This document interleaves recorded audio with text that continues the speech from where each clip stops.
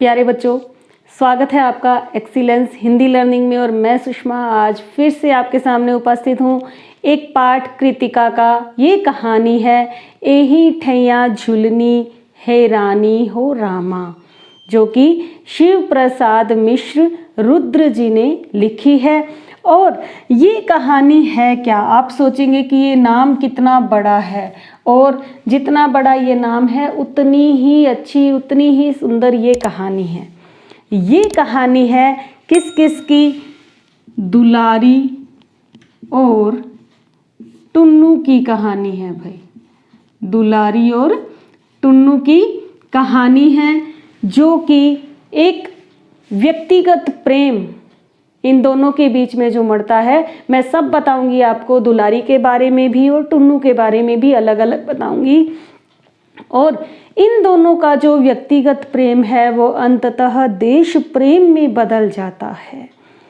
तो देश प्रेम में किस तरह से टुन्नू ने अपनी जान न्यौछावर कर दी, ये अब इस कहानी में देखेंगे। सबसे पहले हम इस पाठ के बारे में, ये कहानी ली कहाँ से हुई है ये देखेंगे। ये कहानी ली गई है शिव प्रसाद सिंह जी का एक उपन्यास है बहती गंगा।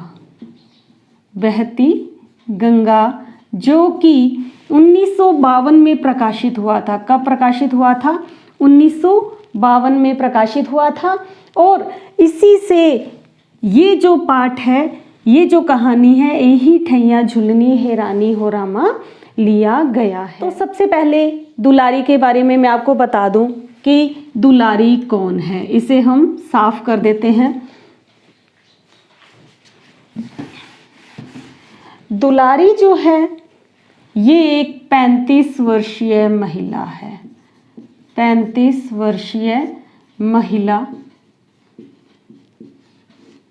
ठीक है। उम्र कितनी है इसकी? 35 वर्ष की है, जो कि जवानी की दहलीज को पार कर प्रौढ़ावस्था की तरफ जा रही है। और इसका स्वभाव कैसा है भाई? कोकिल कंठी है ये। कोकिल कंठी अर्थात बहुत ही मधुर स्वर है इसका। और ये किस में प्रसिद्ध है? यह कजली गायन, कजली गायन के लिए ये प्रसिद्ध है।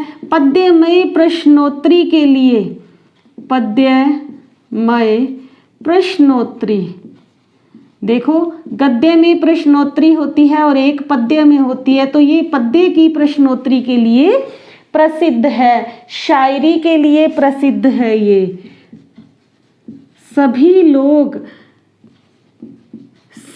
लोग वहाँ के, कहाँ के? बनारस के। बनारस की कहानी है ये। बनारस के लोग इसके दीवाने नजर आते हैं भाई। सभी जो दर्शक होते हैं वो इसके दीवाने हैं। क्यों? क्योंकि इसकी आवाज़ बहुत ज़्यादा सुंदर है और कजली प्रतियोगिताओं में ये भाग लेती है। कजली प्रतियोगिताएं और ये सब क्या है? पद्य में प्रश्नोत्तरी या क्या है ये सभी एक संस्कृति का हिस्सा है, कला संस्कृति का हिस्सा है, जो कि पहले के समय में ये आयोजन हुआ करते थे। 2 पक्षों में आयोजन होते थे और कजली गायन की प्रतियोगिता होती थी। 2 पक्ष बन जाते थे और उनमें प्रतियोगिता होती थी और लोग उसका आनंद उठाते थे। तो ये कौन थी भाई? एक गौनहारिन समाज से थी भाई। ये गौनहारिन थी ये, ठीक है। और 35 वर्ष का बता दिया। हाँ, उसका स्वभाव कैसा था ध्यान में रखना है।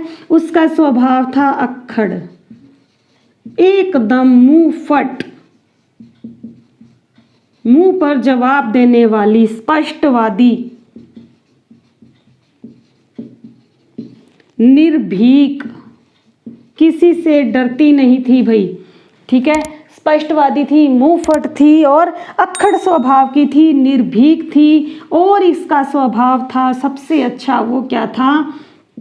देश प्रेम के लिए समर्पित थी और सच्ची नज़र की पारखी थी।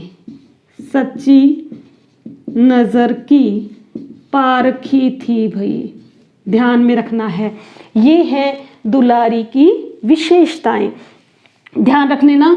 35 वर्षीय महिला थी, कजली गायन के लिए, पद्य में प्रश्नोत्तरी के लिए, शायरी के लिए प्रसिद्ध थी, बनारस की रहने वाली थी, गौनहारी समाज की थी, अक्खड़ थी, मुंहफट, स्पष्टवादी, निर्भीक, ये बार बार शब्द आएंगे, ध्यान रख लेना। देश प्रेम के लिए समर्पित थी और सच्ची नज़र की पारखी थी।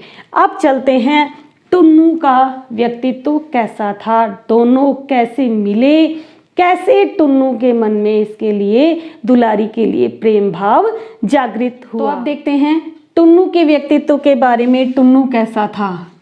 टुन्नू एक 17 वर्षीय लड़का था, 17 वर्ष इसकी उम्र थी और इसके जो पिताजी थे, पिताजी क्या करते थे? ब्राह्मण थे भाई, और यजमानी करते थे, यजमान थे, जो कि बनारस के घाट पर श्राद्ध करना या किसी का विवाह करवाना, ठीक है, कोई कथा वाचन करना, बड़ी मुश्किल से ये सब करके अपने घर का गुजारा करते थे।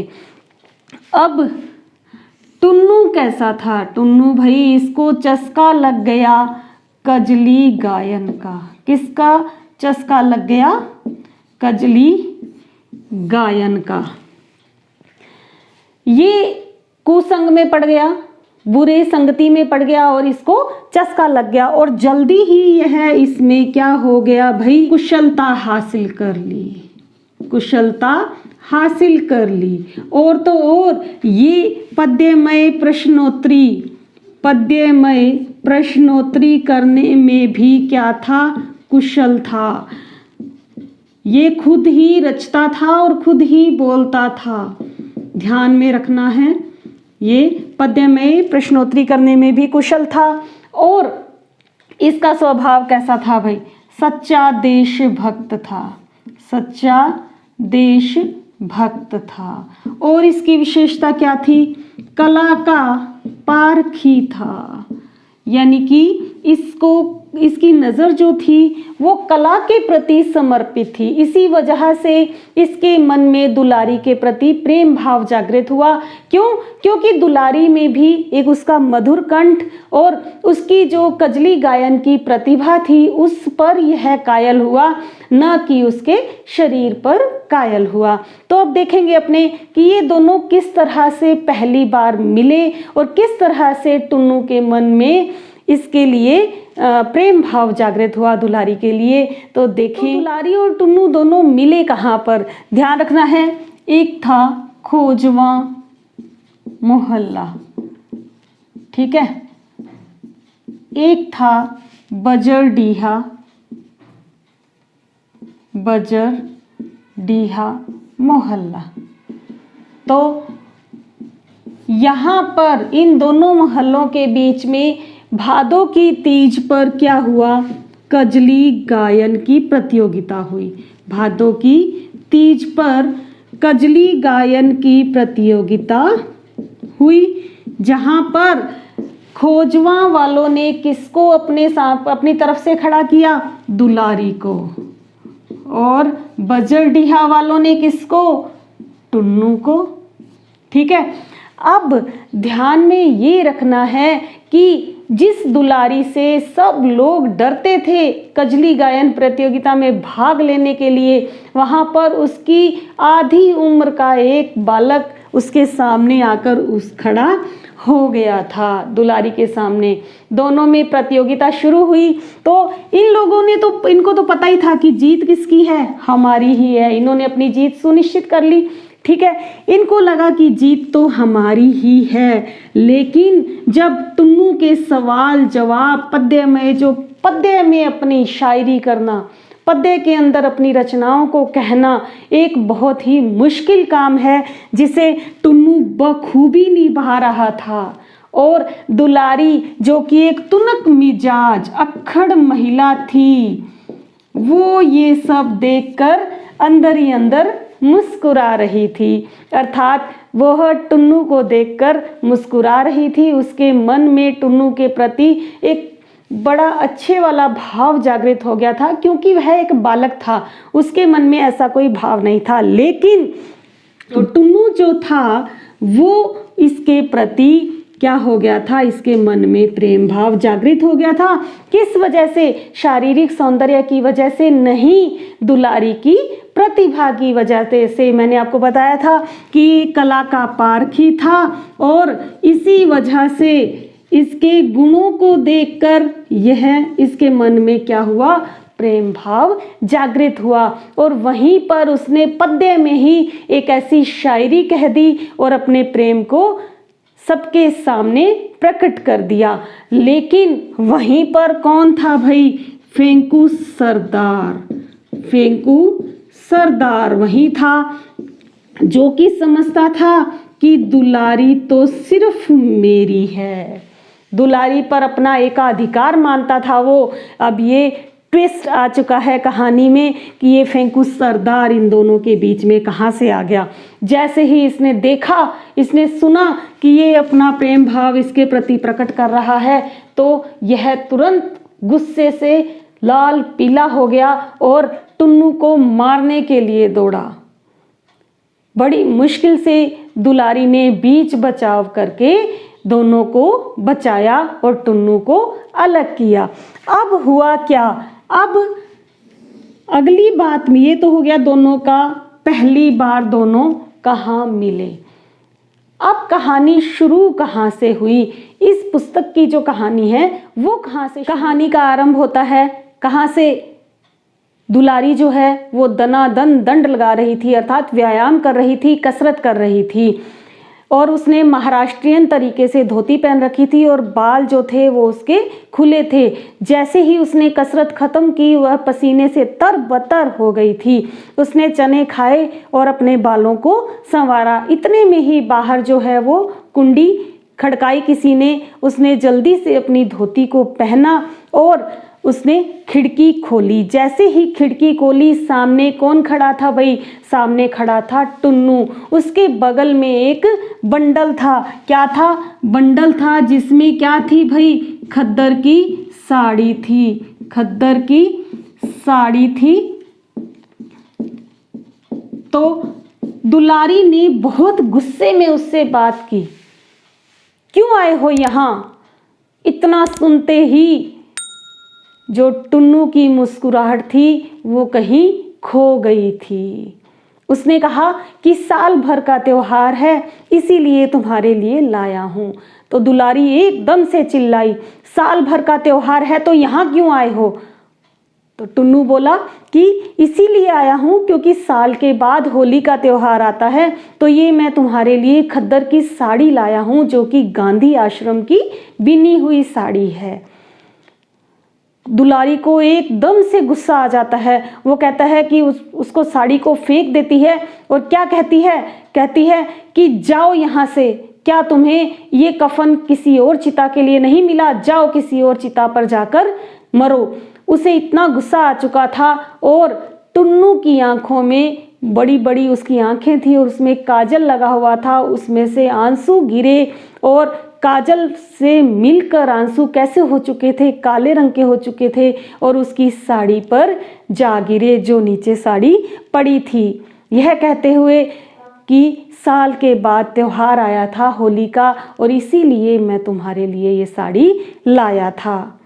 एक पत्थर की देवी भी अपने भक्त द्वारा लाई गई भेंट को नहीं ठुकराती है, तुम तो हाड़ मांस की बनी हो। तब दुलारी ने क्या कहा?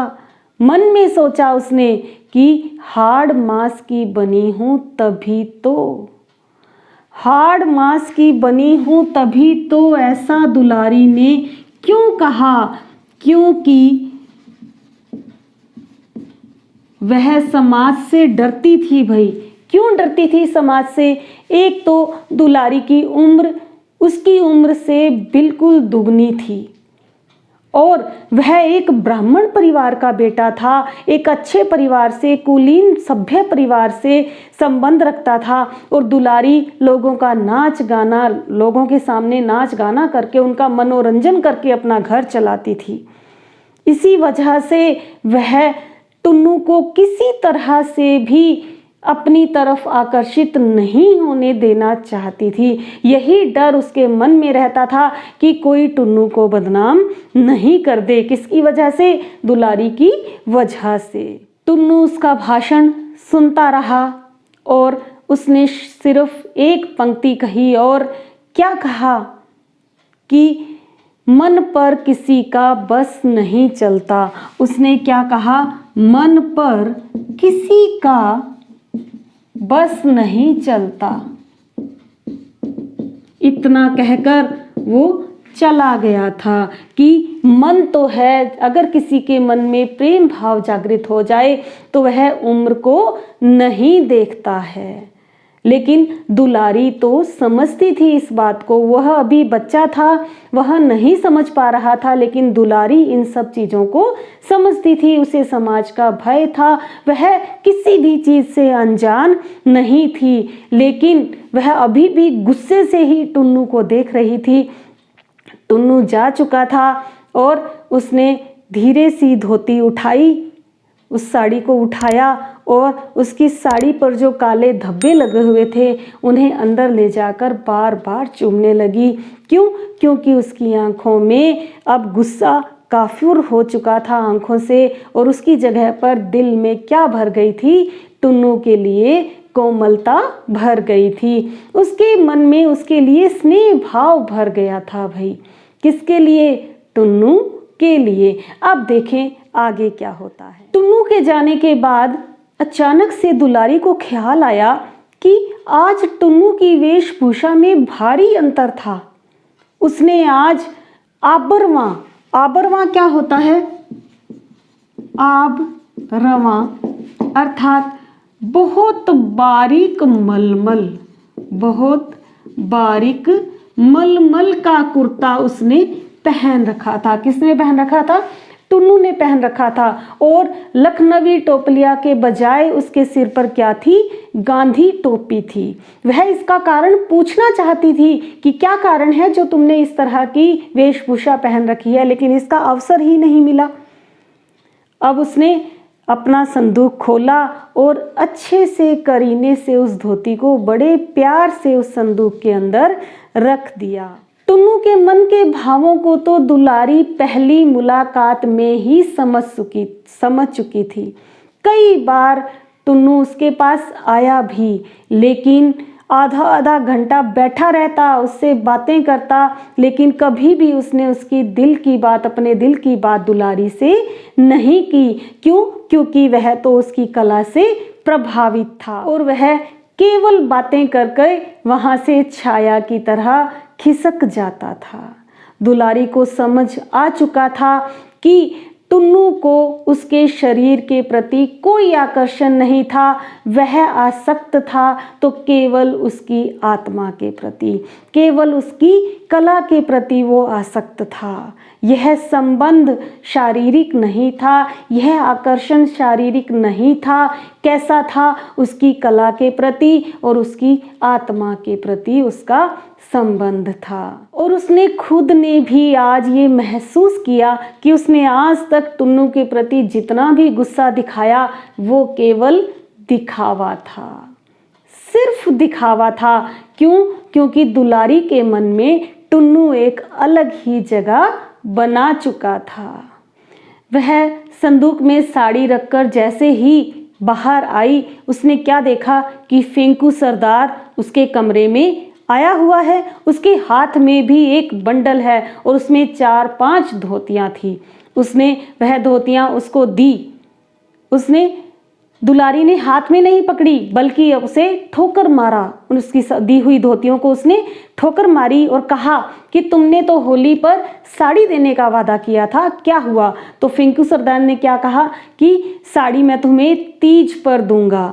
क्यों? क्योंकि रोजगार जो है वो मंदा हुआ पड़ा है। इतने में ही उसने क्या सुना नीचे कि विदेशी जो चीज़ें हैं उनको जलाने के लिए लोग विदेशी वस्तुओं को जला रहे थे। क्यों? क्योंकि उस वक्त आज़ादी के लिए जो लड़ाइयाँ लड़ी जा रही थी वह अपनी चरम सीमा पर थी। अचानक से एक दल आया और विदेशी वस्त्रों की वो मांग कर रहे थे कि विदेशी फेंको और स्वदेशी अपनाओ। भारत जननी तेरी जय, इसकी पुकार हो रही थी। दुलारी ने खिड़की से देखा कि 4 लोगों ने पूरी चादर नीचे बिखेर रखी है और चादर नीचे बिछा रखी है और उस पर लोग जो हैं वो क्या फेंक रहे थे, विदेशी वस्त्र फेंक रहे थे। उसने भी फेंकू द्वारा दिया गया जो बंडल था धोतियों का, उसे उठाया और नीचे फेंक दिया। नीचे जो लोग खड़े थे वो अचंभित हो गए थे भाई। क्यों? क्योंकि अभी तक जितने भी लोगों ने वस्त्र फेंके थे वो फटे पुराने थे और इसकी जो धोतियां थी वह बिल्कुल कोरी, बिल्कुल नई धोतियां थी। फेंकू सरदार ने जैसे ही देखा, उसको गुस्सा तो आना ही था, वह गुस्सा हो गया, लेकिन दुलारी ने झाड़ू उठाई और उसे मार मार कर सीढ़ियों से नीचे उतार दिया। इस सब चीज को कौन देख रहा था? अली सगीर, जो कि एक पुलिस वाला था, वह इस सब नज़ारे को देख रहा था। उसने चुपके से दुलारी के कमरे का नंबर जो है वो नोट कर लिया। दुलारी को इतना गुस्सा आया हुआ था कि वह कमरे में गई और जो देगची में दाल बन रही थी उसे भी जोर से ठोकर मारी और जोर से चिल्लाई। दुलारी के मन में जो आग जो थी वह भट्टी की तरह जल रही थी। इतने में ही उस आग को बुझाने के लिए कौन आ गई? 3-4 पड़ोसने। देखो पड़ोसने तो क्या लेने आई? मजा लेने आई थी। वह दुलारी से बातें करने लगी और दुलारी ने क्या कहा कि क्या तुमने देखा है कभी टुन्नू को इस रास्ते आते हुए? क्या वो कभी आया है? अब वो कहती कि मैं तो आधी गंगा में खड़ी होकर कह सकती हूँ कि टुन्नू यहाँ पर कभी नहीं आता। लेकिन पड़ोसने मन ही मन हंस रही थी। झिंगूर की माँ भी थी वहाँ पर। झिंगूर भी पड़ोस का एक बच्चा था, उसकी माँ भी वहाँ थी। उसने मन ही मन सोचा कि अभी 2 घंटे पहले तो टुन्नू यहाँ होकर आया है। दुलारी ने ऐसा क्यों कहा? क्योंकि टुन्नू के प्रति तो उसके खुद के मन में भी एक स्नेह का भाव था, इसीलिए वह टुन्नू को कभी भी गलत ना कहना चाहती थी, ना ही टुन्नू के प्रति सुनना चाहती थी। वह स्वयं भले ही टुन्नू से कितना भी नाराज हो जाती थी, ताकि टुन्नू कभी भी उसे खुलकर अपने दिल की बात ना कहे।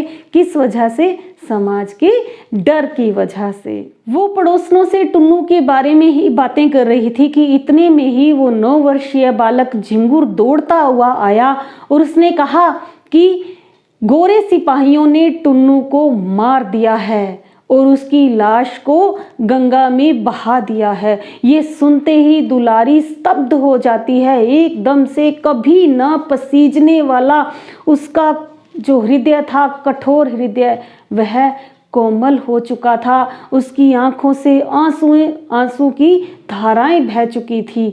पड़ोसने उसकी हैरान थी कि जो औरत हमेशा ही एक कड़क और तुनक मिजाज स्त्री थी, स्पष्टवादी स्त्री थी, कभी किसी के सामने वह रोई नहीं थी, आज वह टुन्नू की खबर सुनते ही कैसे रो रही थी। क्यों? क्योंकि दुलारी के मन में भी टुन्नू के प्रति प्रेम भाव जागृत हो चुका था। हमेशा मरुभूमि की तरह धू धू कर जलने वाली दुलारी आज उसकी आंखों से आंसुओं की घन माला बह रही थी। किस तरह से वह रो रही थी टुन्नू के लिए। उसने अपने आंसुओं को छिपाने का कतई कोई प्रयत्न नहीं किया। उसने कहा कि मैं जो भी करती हूँ डंके की चोट पर करती हूँ। उसने अपने संदूक से वह धोती निकाली जिस पर काजल लगे आंसुओं के जो धब्बे थे, टुन्नू के काजल लगी आंखों के आंसुओं से वह धोती उसने पहनी और उस तरफ चल पड़ी। उसने झिंगुर से पूछा कि टुन्नू कहाँ मारा गया। उसने कहा कि टाउन हॉल के बाहर टुन्नू मारा गया। वह जैसे ही अपने घर से निकलने लगी, इतने में ही फेंकू सरदार पुलिस वालों को लेकर आ गया और कहा कि तुम्हें थाने बुलाया है, अमन सभा है, वहां पर क्या है? अमन सभा है, वहां तुम्हें नाचना होगा। ये देखें भाई कैसी विडंबना है कि जिस जगह पर टुन्नू की मौत हुई थी वहीं पर जबरदस्ती दुलारी को नचवाया और गवाया जा रहा था। और ये सब किसने किया था? ये सब जलन की वजह से फेंकू सरदार ने किया था। ऐसा फेंकू सरदार ने क्यों किया होगा ये आपको पता ही है अच्छी तरह से। क्यों? क्योंकि वह टुन्नू से बहुत ज़्यादा जलता था। और जिस वक्त वह फेंकू सरदार को उसने मारा था झाड़ू से दुलारी ने, वो नीचे खड़ा था और मैंने आपको बताया था कि अली सगीर जो पुलिस वाला था वह खड़ा खड़ा नीचे देख रहा था। ज़रूर फेंकू सरदार ने ही अली सगीर को टुन्नू के खिलाफ भड़काया होगा। और टुन्नू किस तरह से मारा गया था भाई?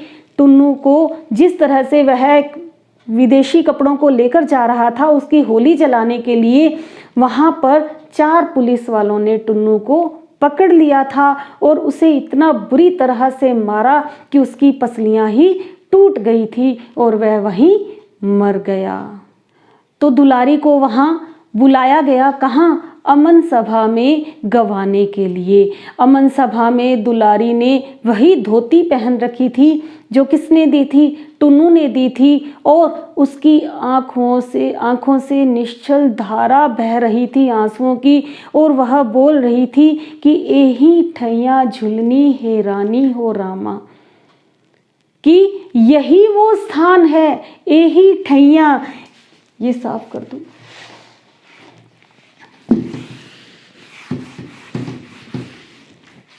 ठैया, एही मतलब यही, ठैया अर्थात स्थान, झुलनी अर्थात नथ, और हे रानी यानी कि व्यथा। कैसी व्यथा? मार्मिक व्यथा। व्यथा कि हे राम, वह रोती रोती गा रही थी कि यही वो स्थान है जहाँ पर मेरी नाक की नथ जो है वो कहीं खो गई है। ये नथ, ये झुलनी किसका प्रतीक है? ये प्रतीक है टुन्नू का। किसका प्रतीक है भैये? ये टुन्नू का प्रतीक है, ध्यान में रखना है, टुन्नू का प्रतीक है। और हे रानी की यह उसकी मार्मिक व्यथा थी, वह रोते हुए गा रही थी कि यही वो जगह है जहाँ से मेरा टुन्नू जो है वो मुझसे छीन लिया गया है। मेरे नाक की नथ जो है वो यहीं कहीं खो गई है। अर्थात नथ किसका प्रतीक होती है? इज्जत का प्रतीक होती है। तो दुलारी के लिए भी टुन्नू क्या था? इज्जत का ही प्रतीक था, जो कि उससे कहीं खो गई थी। तो ये शीर्षक की सार्थकता देखिए भाई, कितना सार्थक है ये शीर्षक कि यही वो जगह है जहाँ पर मेरे टुन्नू को मार दिया गया था। अब ये जो अगले दिन ये सब जो जितनी भी वारदात हुई उसे अखबार में क्यों नहीं छापा गया भाई? केवल इतना ही छापा गया कि टुन्नू वहाँ मारा गया, अस्पताल ले जाते हुए मारा गया, जबकि वह पहले ही मर चुका था और उसकी लाश को भी गंगा में फेंक दिया गया था ताकि जनता भड़के नहीं। और जो सहायक संपादक था वह अपनी अखबार में इस खबर को छापना चाहता था, सत्य को छापना चाहता था, लेकिन वह इस सत्य को नहीं छाप सका। क्यों? क्योंकि उन्हें डर था कि कहीं उनकी अखबार को भी बंद ना करवा दिया जाए। अखबार वाले सत्य छापने से क्यों डरते हैं? यही वह वजह है कि उनको खुद की भी जान का खतरा रहता है। इसी वजह से उसने कहा कि ये सत्य है कि टुन्नू को मारा गया था, लेकिन ये सत्य अखबार में नहीं छप सकता है। ये थी कहानी टुन्नू और दुलारी की, जो कि बाद में किस में तब्दील हो गई? देश प्रेम में तब्दील हो गई। इस कहानी से हमें ये भी सीखने को मिल रहा है कि ऐसे कितने ही देश प्रेमी थे जो कभी किसी के सामने नहीं आए। लाखों लोग देश के लिए जो मारे गए, उनके न्योछावर की इतनी इतनी कहानियां हैं जो हमेशा नींव की ईंट बने रहे, कभी भी कंगूरे की तरह सामने नहीं आ पाए। तो ऐसे लोगों का प्रेम भी देश के लिए बहुत ही महत्व रखता है, जिन्होंने अपने देश के लिए अपने प्राणों को न्योछावर कर दिया था। तो अब इसमें से प्रश्न तो आपको अच्छी तरह से समझ में आ गए होंगे। बहुत ही मार्मिक कहानी थी यह। एक आपको ये वीडियो देखने के बाद ज़रूरत नहीं पड़ेगी कि किसी तरह का प्रश्न आपको करवाया जाए, आपको सभी कुछ समझ में आ जाएगा। अगली वीडियो में फिर से मिलूंगी, बने रहिए मेरे साथ। Thank you, have a nice day.